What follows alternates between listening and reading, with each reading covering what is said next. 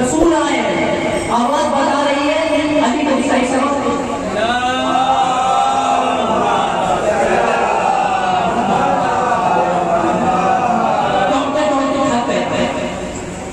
تھکنے کے بعد ایک جگہ پہ گیا علی اکبر نے کہا ادھر سے کہا آپ آئی کہا نہیں کیوں علی اکبر کی طرف عبدالعزیز چلا. اب جیسے ہی چلا کہا میرے بابا نے تجھے بلایا ہے، میرے بابا نے تجھے بلایا. عبدالعزیز اپنے گھٹنوں کے بل مولا حسین کے پاس پہنچا. جانے کے بعد کہا مولا میں بہت گنہگار، لیکن مولا میرا دل کہہ رہا ہے کہ آپ مجھے معاف کر دیں گے. مولا حسین نے کہا کہ خانہ کعبہ میں کچھ لوگ میری قتل کی نیت سے گھس گئے ہیں اور میرا سفر عراق کا ہے، مجھے ڈر ہے کہ کہیں وہ میرا پیچھا نہ کریں گے. جیسے ہی عبدالعزیز نے یہ سنا نا خانہ کعبہ کی طرف پڑے. جانے کے بعد خانہ کعبہ کے دروازے کے پاس کھڑے ہوئے اے مسلمانوں تجھے شرم نہیں آتی؟ ارے جس نبی نے تمہیں کلمہ پڑھایا، جس نبی نے تمہیں یہ بتایا کہ اللہ ایک ہے، تم اسی کے دروازے کو قتل کرنے کی نیت سے آ گئے. اب جیسے ہی انہوں نے یہ سنا چہرہ دیکھا عبدالعزیز آیا ہے، دوڑنے لگے. خانہ کعبہ کا 7 چکر کا طواف ہوتا ہے نا، 70 کا مارنی پتہ ہی نہ چلا. 70 کا مارنی پتہ ہی نہیں. ایک دوسرے سے پوچھے گیا نہیں گیا نہیں، ایک نے کہا گیا تو ہے پر یہ کہہ کر گیا ہے کہ خانہ خدا سے اپنا پیر وہی باہر نکالے گا جس کا سر اس کے جسم پہ بوجھ ہو. خانہ خدا سے اپنا پیر وہی باہر نکالے گا جس کا سر اس کے جسم پہ بوجھ ہو. اگر یہ پر آیا عبدالعزیز آیا مولا حسین کے پاس.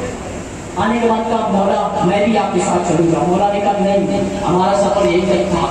اچھا کیا ضرورت تھی مولا کو اتنا سب کچھ کرنے کی؟ اس سے اچھا علی اکبر کو ڈائریکٹ بھیج دیتے. اچھا علی اکبر کو نہ بھیجتے مولا عباس کو بھیج دیتے. مولا عباس کی شجاعت کو پوری دنیا میں مصروف تھی. مولا عباس جا کر کہہ دیتے خبردار کوئی خانہ کعبہ سے نہ نکلے. کسی کی ہمت نہیں تھی جو خانہ کعبہ سے باہر آ جاتا.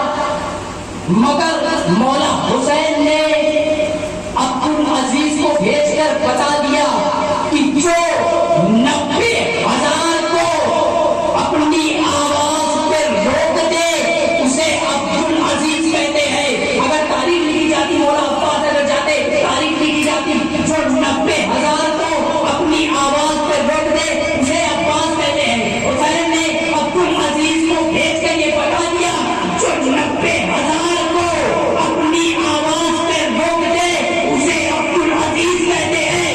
جو 9 لاکھ کو اپنی نگاہوں سے روک دے اسے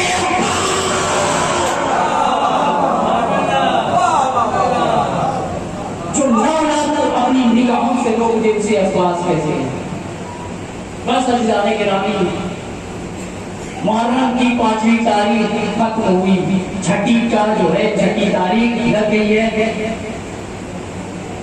اب وہ دن آئے گا جب میرا مولا اپنے چھوٹے سے علی اصغر کو کربلا کی چلتی ہوئی زمین پر رکھے گا. کہا اگر تجھے لگتا ہے کہ اس بچے کی جگہ حسین پانی پی لے گا نا تو خود اپنے آپ اس بچے کو پانی پلا دو.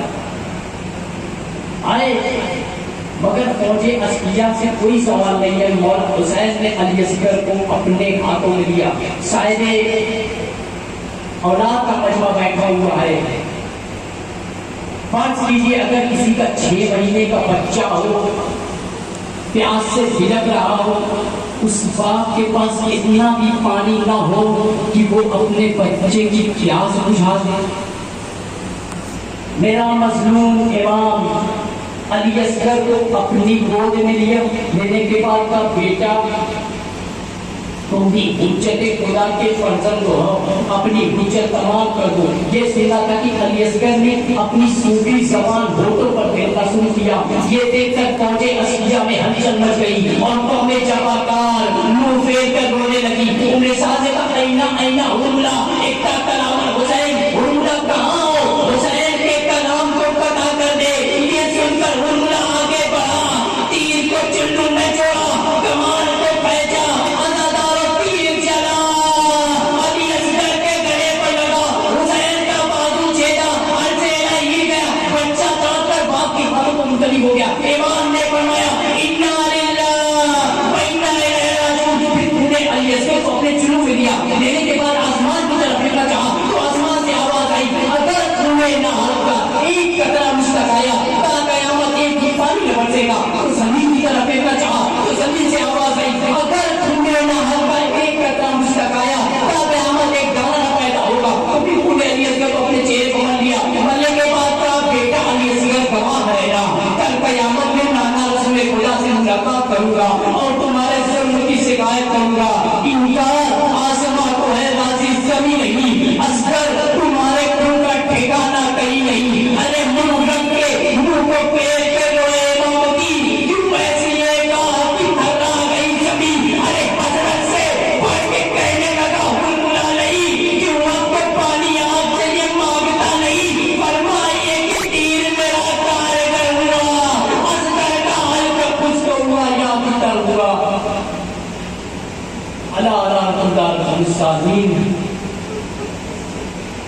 بارے رہا مجھے واسطہ ہے محمد اور آل محمد کا جہاں گئے شیعہ میں حضرت کرار